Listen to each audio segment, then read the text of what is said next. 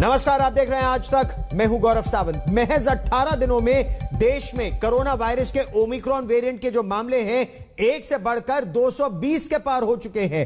तादाद लगातार बढ़ती जा रही है, तेजी से बढ़ रही है ये रफ्तार। सरकार ने राज्यों को अलर्ट जारी करते हुए कहा है कि अब सख्त कदम उठाने की आवश्यकता है। और इन सभी के बीच प्रधानमंत्री नरेंद्र मोदी ने एक महत्वपूर्ण बैठक बुलाई है, कोरोना रिव्यू मीटिंग। राज्यों के साथ मिलकर, केंद्र के अधिकारियों के साथ मिलकर एक बहुत महत्वपूर्ण बैठक होगी। आने वाले दिनों में क्या कदम उठाए जाने की आवश्यकता है।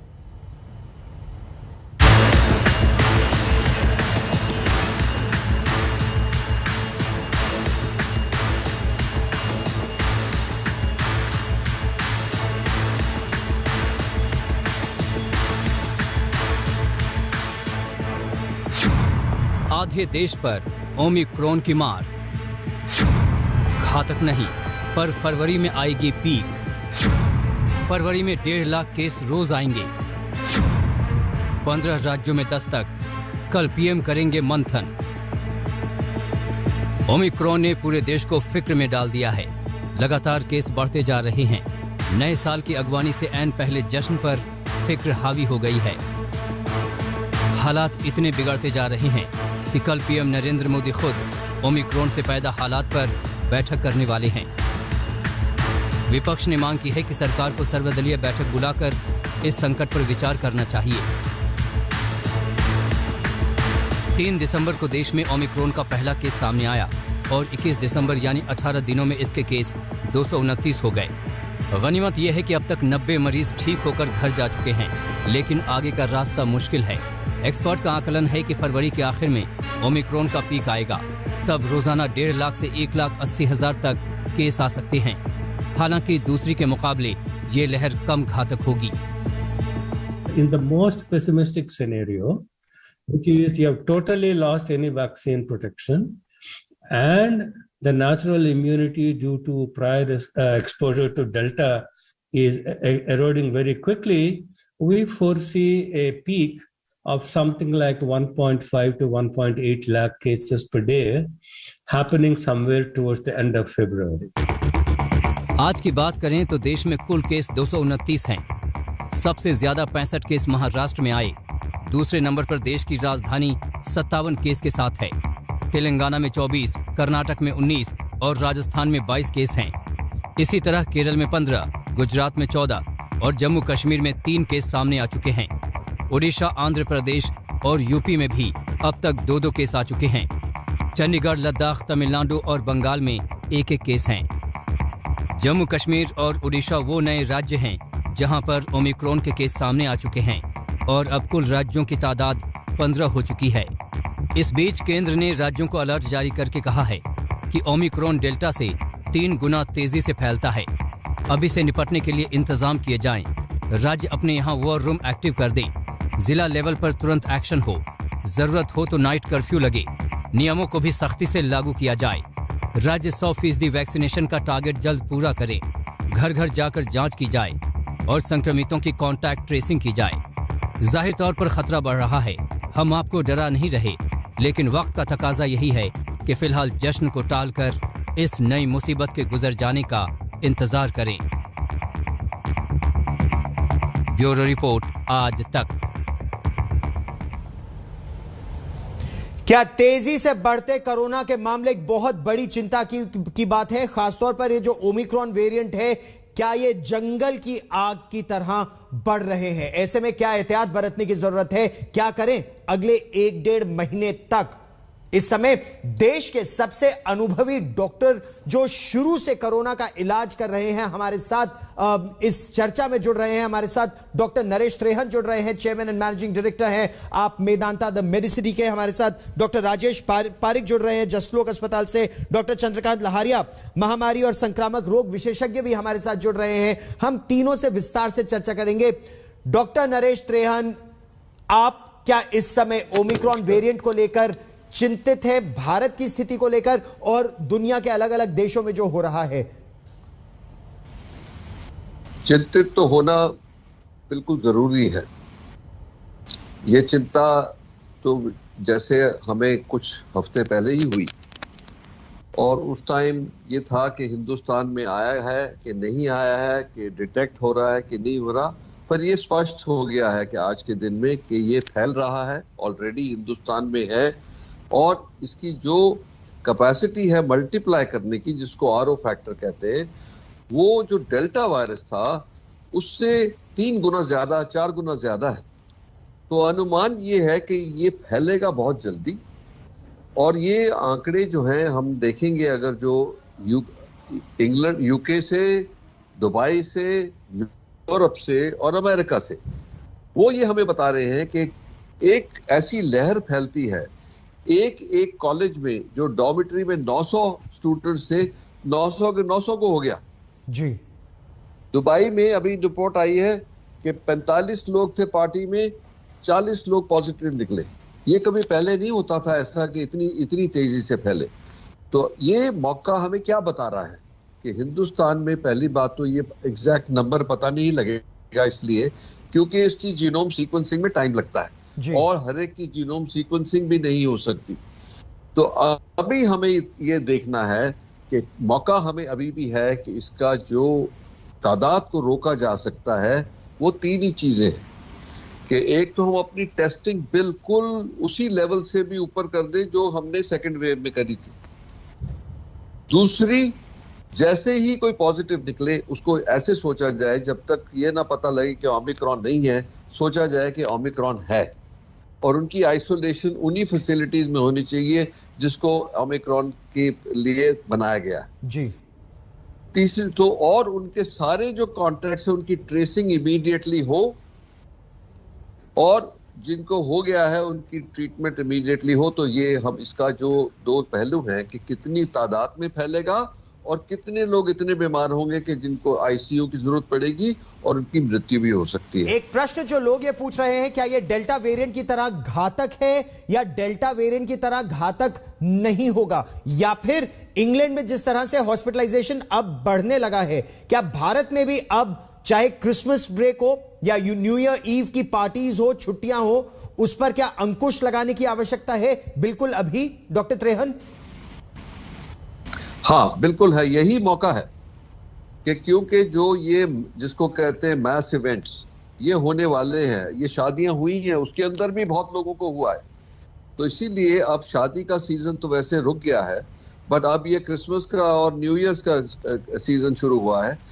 तो इसीलिए हमें ये आज के दिन ही इतनी वार्निंग और इतनी कड़ी वो लेनी चाहिए हमें मेजर्स टुडे, कि जैसे नाइट कर्फ्यू की बातें करते हैं, नाइट क्लब्स को बैन करने की जरूरत है, बार्स को बंद करने की जरूरत है। ये आने वाले, एक टाइमिंग बहुत गलत है, पर ये आने वाले जो 6 हफ्ते 8 हफ्ते हैं, ये बहुत क्रिटिकल है हिंदुस्तान के लिए।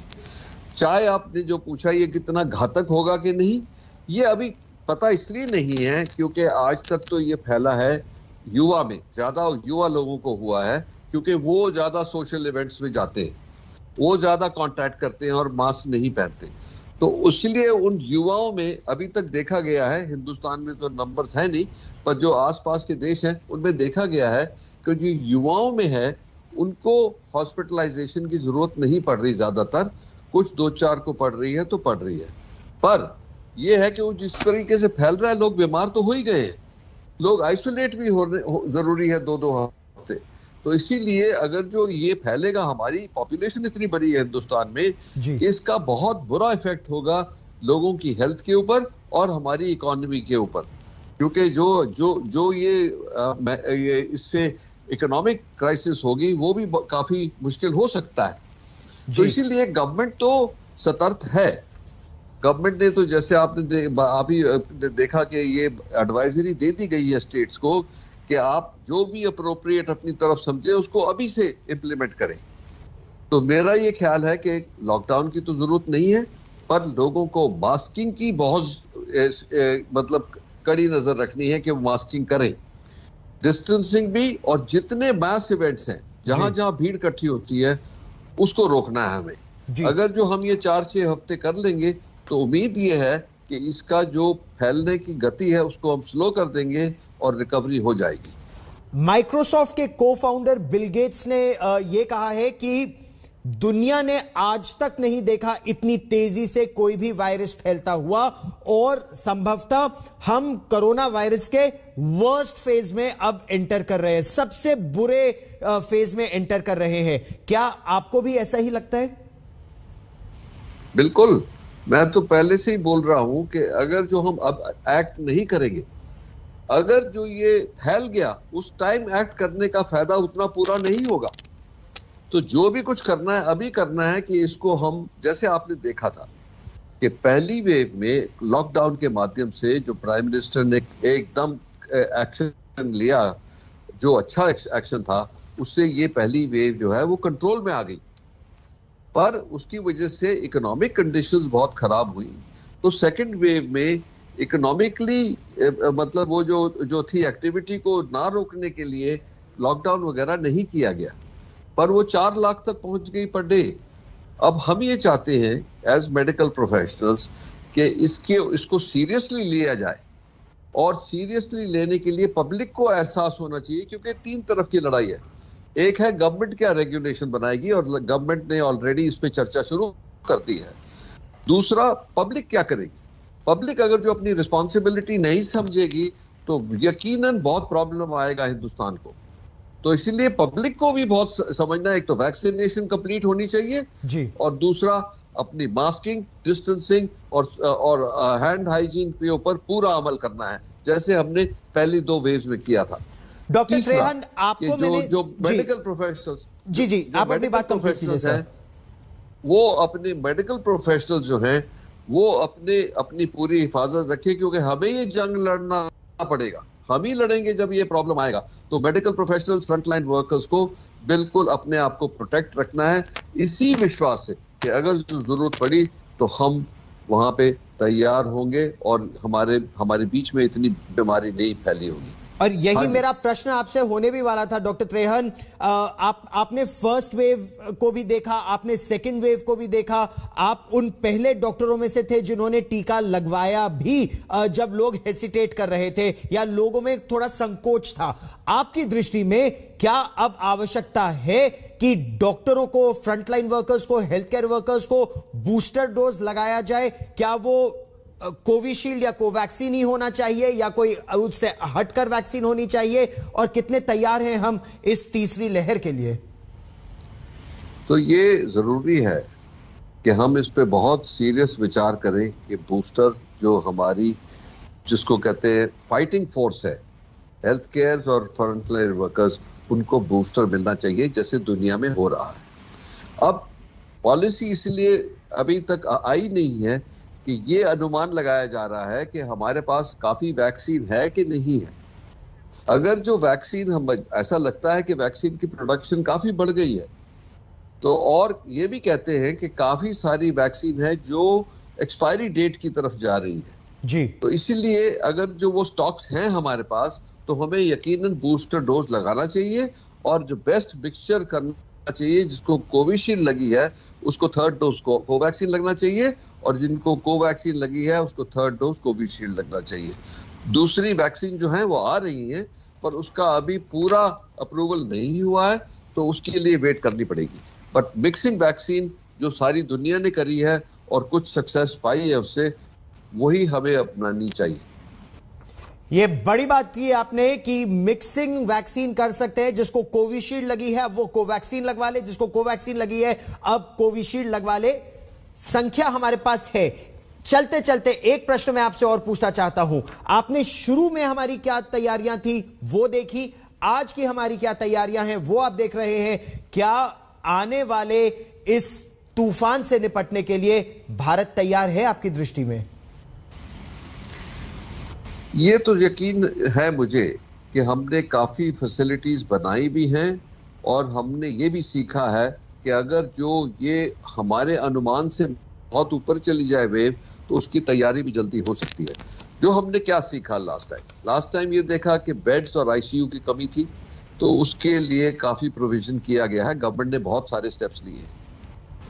दूसरा, ऑक्सीजन की कमी थी, ऑक्सीजन के लिए भी बहुत सारा काम किया गया है, जनरेटर्स लगाए गए हैं, हॉस्पिटल्स के अंदर सिलेंडर फिलिंग फैसिलिटीज बनाई गई हैं, और दवाइयों का भी स्टॉक जो कमी हो गई थी उसके लिए भी प्रिपरेशन करी जा रही है।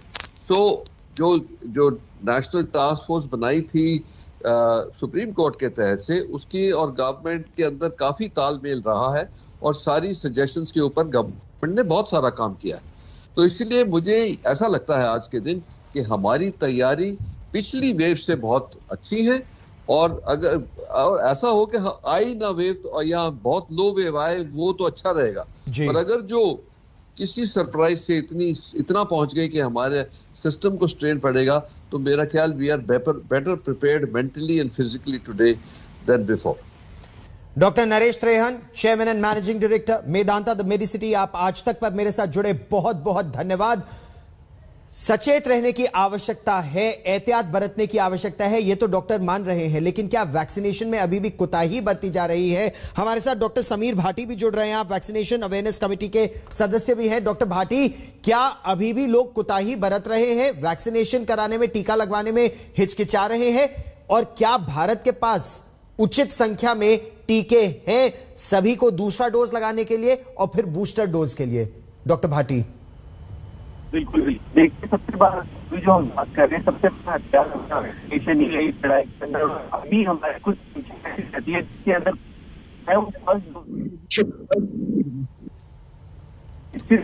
डॉक्टर भाटी, हम एक बार फिर प्रयास करेंगे आपका ऑडियो लिंक सुधारने की, लेकिन डॉक्टर पारिक, आपकी दृष्टि में कितना तैयार है भारत? और जो बिल गेट्स जिस तरह से कह रहे हैं कि इतनी तेजी से फैलता वायरस दुनिया ने आज तक नहीं देखा, कोई वायरस इतनी तेजी से नहीं फैला, क्या ओमिक्रॉन वेरिएंट से डरने की आवश्यकता है इस समय, या डेल्टा वेरिएंट की तरह खतरनाक नहीं है ये? डॉक्टर पारिक। देखिए गौरव जी, पहले से तो हम बहुत ही बढ़िया तैयार है, लेकिन हमको ये भी समझना चाहिए कि कभी भी कोई नेचुरल डिजास्टर होगा, जैसे भूकंप या सुनामी, उसकी हम पूरी तैयारी कभी भी नहीं कर पाते।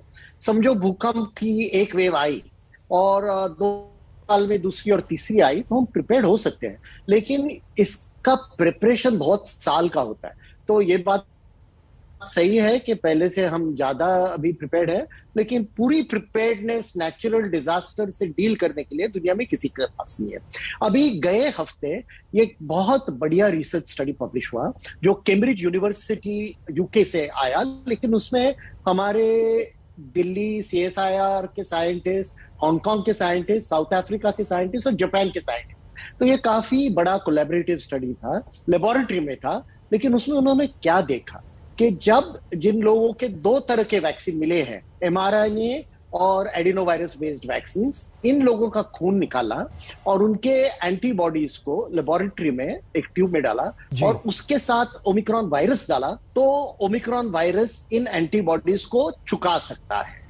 तो ये एक बहुत महत्वपूर्ण स्टडी है और WHO के डायरेक्टर जनरल ने गए हफ्ते भी डिक्लेयर किया कि अभी हमको भूल जाना चाहिए कि ये ओमिक्रॉन माइल्ड वेरिएंट है, ये शब्द हमको इस्तेमाल नहीं करते हैं।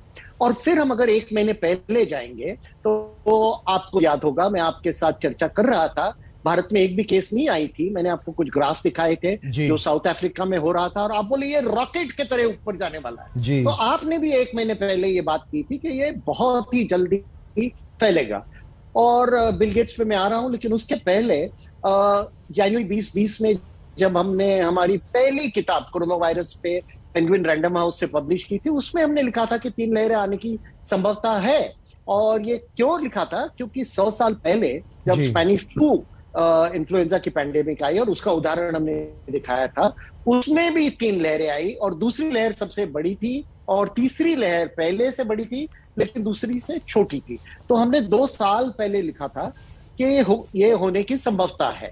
और जो बिल गेट्स बोल रहे हैं, तो अगर हम पहले भी देखेंगे तो ये स्पेनिश इन्फ्लुएंजा में हुआ है, लेकिन अभी तक कभी भी ये तरह का वायरल म्यूटेंट नहीं आया है जिसका R0 इतना है कि वो जल्दी फैल सकता है। मैं अपने दर्शकों को समझाने के लिए कोशिश करूंगा कि जब हम R0 5 या 6 का देखते हैं, इसका अर्थ क्या होता है कि अगर हमने पहले 1 कदम ली तो दूसरी कदम 6 होगी, लेकिन तीसरी 36 होगी, तो ये मल्टीप्लाइड बाय 6 होते जाएगा।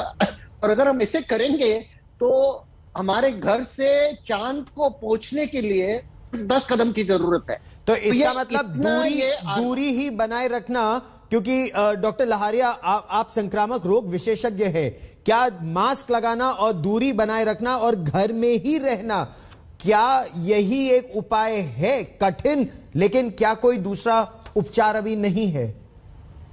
तो अब तक पिछले 21 महीनों में कुछ बातें साफ हो चुकी हैं कि मास्क प्रोटेक्शन प्रोवाइड करता है, दूरी बनाए रखना प्रोटेक्शन प्रोवाइड करता है। साथ में पिछले 7-8 महीनों से हम देखते आ रहे हैं वेंटिलेशन, इंप्रूव्ड वेंटिलेशन, जहां पर भी हम बैठे हैं, चाहे पब्लिक प्लेस हो, तो जितनी हवा दूर जा सकती है, खिड़कियां और दरवाजे खुले हैं, ओपन स्पेस हो, वो भी इसको बचाता है।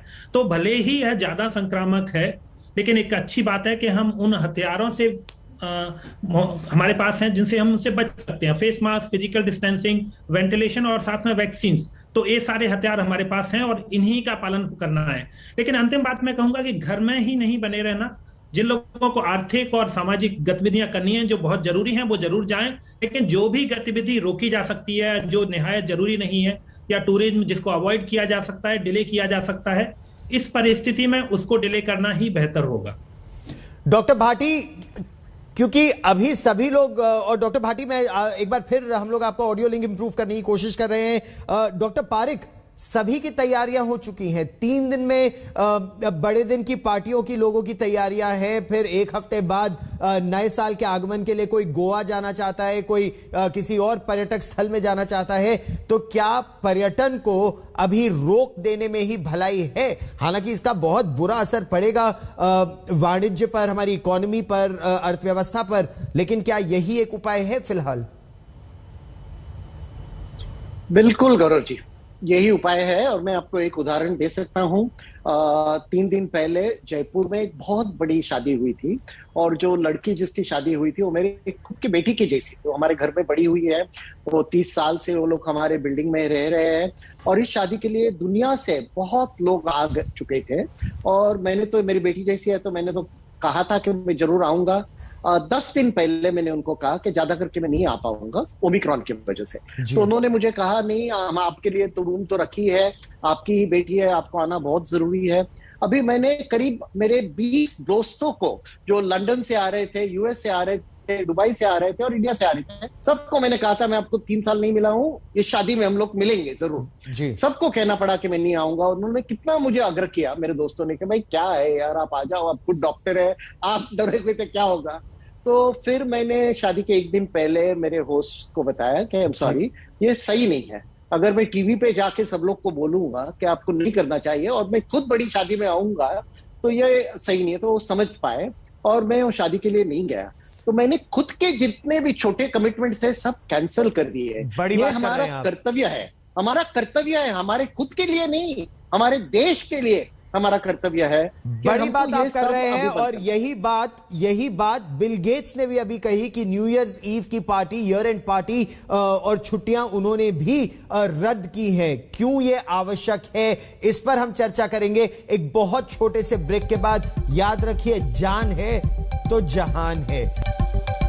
ओमिक्रॉन के खतरे को देखते हुए केंद्र ने अलर्ट जारी किया है, राज्य सरकारों को नसीहत दी है और राज्य सरकारें अब एक्शन मोड में आ गई हैं। सख्ती का दौर शुरू हो गया है। कई राज्यों में नए सिरे से न केवल पाबंदियां लग रही हैं, बल्कि पुरानी पाबंदियों की समीक्षा की जा रही है। कर्नाटक की अगर बात करें तो नए साल के जश्न पर पूरी तरह से रोक लगा दी गई है। एयरपोर्ट पर भी टीमें चाक चौबंद है। किस तरह की तैयारियां हैं अलग अलग राज्यों की, देखिए हमारी ये रिपोर्ट।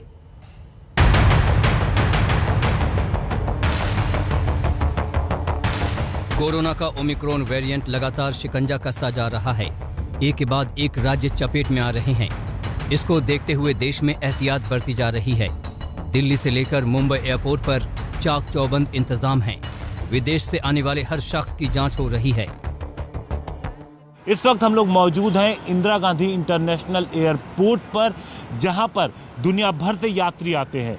यहाँ पर जो एट रिस्क कंट्री है उसके लिए अलग से, जो यात्री वहाँ से आ रहे हैं उनके लिए अलग से लेन लगाई गई है, जिसमें लोग, स्टाफ तैनात है, सबकी फ्रिस्किंग की जा रही है, जांच की जा रही है और उसके बाद उन्हें आगे जाने दिया जा रहा है। मुंबई एयरपोर्ट पर ओमिक्रॉन को लेकर के जिस तरह की तैयारी पुख्ता की गई है, उसमें जो स्क्रीनिंग की जा रही है और कोविड पॉजिटिव अगर पेशेंट्स आते हैं तो उनको क्वारंटाइन किया जा रहा है। जीनोम सीक्वेंसिंग के लिए इन पॉजिटिव पेशेंट्स के जो सैंपल्स है वो उनके घर से कलेक्ट किए जाते हैं, उसके बाद टेस्टिंग के लिए भेजे जाते हैं, जिसके बाद से आप कह सकते हैं कि इंटरनेशनल ट्रैवल के चलते अगर किसी भी तरीके के वेरिएंट बढ़ने का या शहर में आने का खतरा है, उसे एयरपोर्ट पर ही रोकने की पूरी तैयारी की जा रही है। ये एहतियात जरूरी भी है। विदेशों से आने वाले लोगों से ओमिक्रॉन आ रहा है। इसको दिल्ली के उदाहरण से समझिए। दिल्ली में ओमिक्रॉन के 22 मामले विदेशों से आने वालों में मिले हैं। इनमें भी दुबई कनेक्शन ज्यादा मिला। यहाँ से आए 10 लोगों को ओमिक्रॉन था। 4 ब्रिटेन से आए थे, जहां ओमिक्रॉन फैला है। 2 साउथ अफ्रीका से थे। खतरा बढ़ता देख राज्यों के सख्त फैसलों का दौर भी शुरू हो चुका है। कर्नाटक ने फैसला किया है कि 30 दिसंबर से 2 जनवरी तक हर पार्टी पर बैन रहेगी। नए साल के सार्वजनिक जश्न पर रोक है। क्लब और रेस्टोरेंट भी 50% क्षमता से खुलेंगे। दिल्ली ने कोविड प्रतिबंधों को 31 दिसंबर तक बढ़ा दिया है। सामूहिक जश्न कार्यक्रम पर भी रोक है। मुंबई में सलाह दी गई है कि लोग जश्न से बचें, भीड़ वाली जगहों पर न जाएं। तमिलनाडु में बीच पर जाने पर 31 दिसंबर और 1 जनवरी को पाबंदी है। विदेशों की तर्ज पर अब कोरोना के बूस्टर डोज की मांग भी जोर पकड़ रही है। रिकमेंडेशंस या गाइडलाइंस नहीं कही जा सकती, लेकिन साइंटिफिक कम्युनिटी अब ज़्यादा से ज़्यादा ये बिलीव कर रही है कि 3rd डोज लगनी चाहिए और 3rd डोज से प्रोटेक्शन बेटर होगी। सो इंडिया के लिए हमें मल्टी प्रॉन्ग स्ट्रैटेजी अडॉप्ट करनी है कि जिनको अभी तक वैक्सीन नहीं मिली उनको वैक्सीन लगनी चाहिए फर्स्ट 2 डोजेज। ये सबसे प्रायोरिटी नंबर 1 है। प्रायोरिटी नंबर 2 है कि जो रिस्क फैक्टर वाली एज, जैसे एज ग्रुप है मोर देन 65 या जिनको मेडिकल कोमॉर्बिडिटीज हैं या इम्यूनोसप्रेस्ड लोग हैं, हेल्थ केयर वर्कर्स हैं, फ्रंट लाइन वर्कर्स हैं, इनको I think as a priority 3rd dose लगना बहुत ज़रूरी है। और फिर हमें अपने बच्चों को जो 18 साल से कम जो भी अनवैक्सीनेटेड पॉपुलेशन है उसके लिए भी वैक्सीनेशन कंसिडर करना चाहिए। राज्य से लेकर केंद्र दावा कर रहे हैं कि अब तैयारी पूरी है। ऑक्सीजन का भी इंतजाम होने की बात कही जा रही है। मेरी अपनी समझ से भारत में ऑक्सीजन के लिए अब दोबारा त्राही हाहाकार नहीं मचेगा, ऐसा मेरा थिंकिंग है। पर हाँ, सबकी भागीदारी जरूरत है। खर्चा ज्यादा करोगे, कमाई कम करोगे, दुख पाओगे। सरकारों के इंतजाम पूरे हैं, लेकिन ये भीड़ बता रही है कि लोग लापरवाह हैं। अगर इस नई मुसीबत से जीतना है तो लोगों को भी एहतियात बरतनी होगी। ब्यूरो रिपोर्ट, आज तक। आपका जीवन, आपके अपनों का जीवन काफी हद तक आपके हाथों में है। आप किस तरह की सतर्कता बरतते हैं, कितना आप मास्क लगाकर रखते हैं, यह बहुत महत्वपूर्ण विषय है। डॉक्टर भाटी, आपसे चर्चा में मैं यही जानना चाहता था, जब टीकाकरण की बात होती है, वैक्सीनेशन की बात होती है, क्या भारत के पास उचित संख्या में टीके हैं, सभी को दूसरा डोज लग जाए और फ्रंटलाइन वर्कर्स और हेल्थ केयर वर्कर्स को बूस्टर शॉट अगर लगाने की आवश्यकता है वो लग जाए? तो हमारी अडल्ट पॉपुलेशन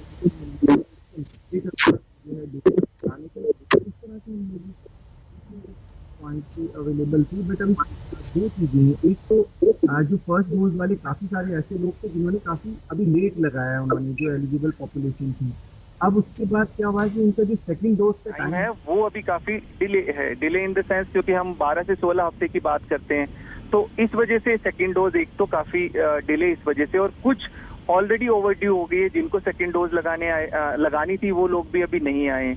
तो इस वजह से अगर हम ओवरऑल स्टॉक की बात करें तो हमारे पास बूस्टर के लिए सफिशिएंट, बूस्टर की जब हम बात करें, जो हमारी प्राइमरी जो अभी अवेलेबल वैक्सीन है उसकी डोजेज अवेलेबल है कि एटलीस्ट हमारी जो हेल्थ केयर वर्कर्स है और जो हमारे कोमॉर्बिड पेशेंट्स हैं उनको आराम से लग सकता है। क्योंकि बार बार हम यही बात कर रहे हैं कि अभी तक चलिए ये चीज सामने आ गई है कि इसकी ट्रांसमिसिबिलिटी ज्यादा है, पर ट्रांसमिसिबिलिटी के साथ साथ इसका जो हमारे कोमॉर्बिड वाले लोग हैं उनके ऊपर क्या फर्क आएगा, उनके ऊपर क्या इफेक्ट होगा, वो सब चीजें अभी सामने देखने वाली बात है। और ऊपर से हमारा हेल्थ केयर इंफ्रास्ट्रक्चर की अगर बात है वो तैयार है, पर हेल्थ इंफ्रास्ट्रक्चर के साथ साथ हमारी जो मैन पावर है उसको हमें जरूर रोबस्ट करना जरूरी है। और वो रोबस्ट तभी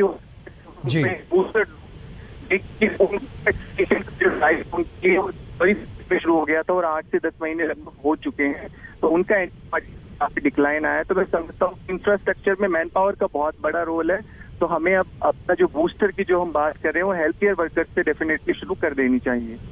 जी, दूसरी बात डॉक्टर लहारिया, जैसा डॉक्टर भाटी भी कह रहे थे कि जिनको कोमॉर्बिडिटीज है, लोग कह रहे हैं कि ये युवाओं को अधिक संख्या में हो रहा है, कॉलेज के हॉस्टल्स में हो रहा है, लेकिन अगर हम फेटालिटी देखें और जैसा डॉक्टर पारेख ने कहा कि हमें इसे माइल्ड बिल्कुल नहीं समझना चाहिए, खासतौर पर वरिष्ठ नागरिकों के लिए, 60 वर्ष से ज्यादा आयु के लोगों के लिए और जिनको कोमॉर्बिडिटीज है।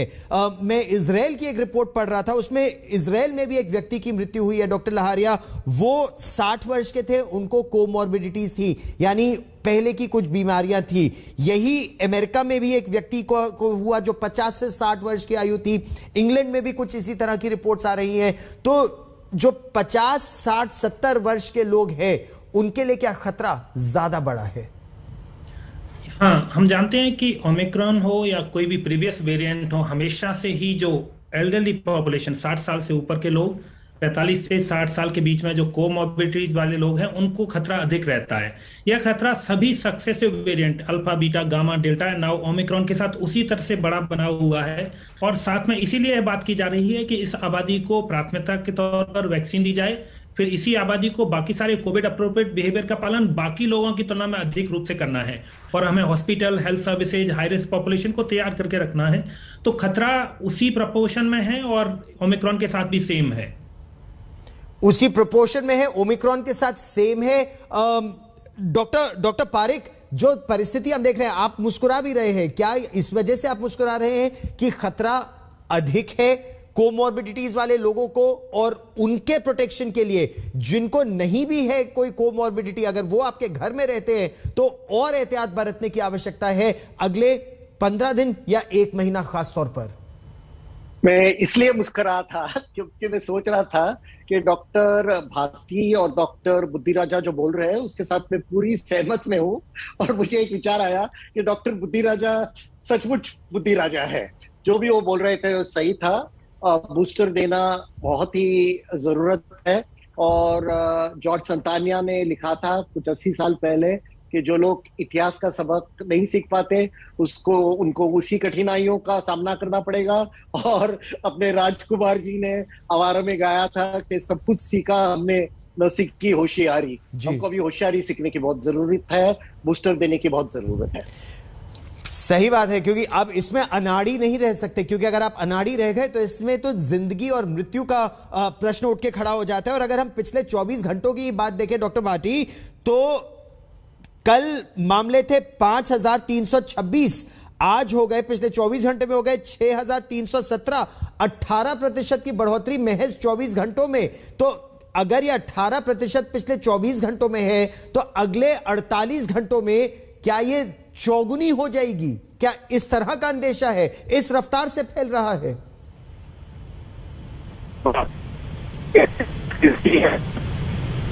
भी बात करें डिपेंड कर, अब हम बात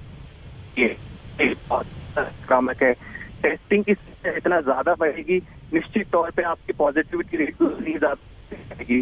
क्योंकि आप एक चीज इसके अंदर ये देखिए कि पूरे सिम्टम टेस्टिंग करते हैं, बहुत सारे हमारे और भी सिम्टोमेटिक पेशेंट हैं, टेस्ट उस तरह से नहीं हो रहा और सब टेस्टिंग भी नहीं हो रहा। अभी जिस तरह गाइडलाइन जो सीक्वेंस डेटा देखेंगे दिल्ली का भी 1-2 दिन के अंदर ही, क्योंकि रिनोम सीक्वेंसिंग सभी पॉजिटिव दिखाई देंगे।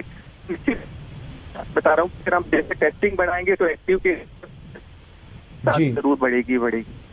जी, और इस समय केंद्र सरकार ने राज्य सरकारों को वॉर रूम बनाने को भी कहा है, एक ऐसा कमांड सेंटर जहां से निर्देश दिए जा सके, पूरी स्थिति पर नजर रखी जा सके।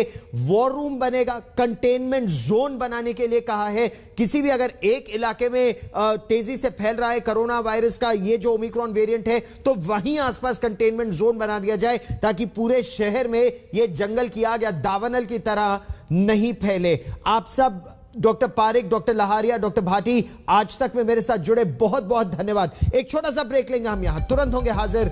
देखते रहिए आज तक।